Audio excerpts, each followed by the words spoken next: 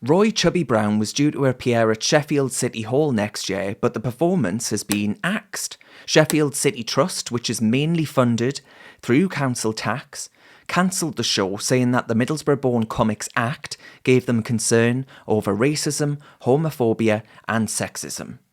Goodness only knows what other isms and phobias they've attached to the comic. It's issued refunds to all of the ticket holders of the show, and what's extraordinary to me, and gives me slight pause for hope, actually, is that a Liberal Democrat councillor called Shafaq Mohammed has said that the decision smacks of the nanny state.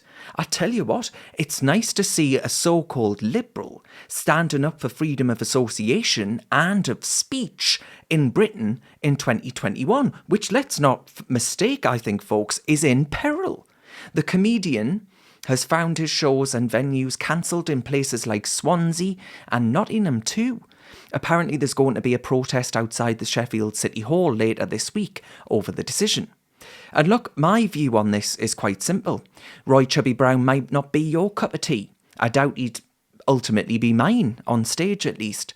But what gets me about these decisions and about these outrage mobs that are pathetically pandered to by elected local officials, jumped up councillors, what gets me about these people is just what the hell makes you think you have the right to dictate what kind of comedy people can and cannot listen to? What did you do to become the sort of arbiter of acceptable speech? Comedy, surely, because it's comedy, has to be able to shock and offend. I mean, come on, we've got to the point where, comedy like Little Britain, can it be aired on telly these days because it's deemed to be too offensive? That was in my lifetime. That's how much of a change has been. Actually, it's not a progress, it's regression. We've regressed. And I, again, stress that point, comedy must be allowed to shock and offend people. And here's the clincher for me, folks. If you don't find Brown funny, well, don't sodden well buy tickets to his show. You don't have to go. But how dare you assume that you have the right to deny somebody that opportunity to do so?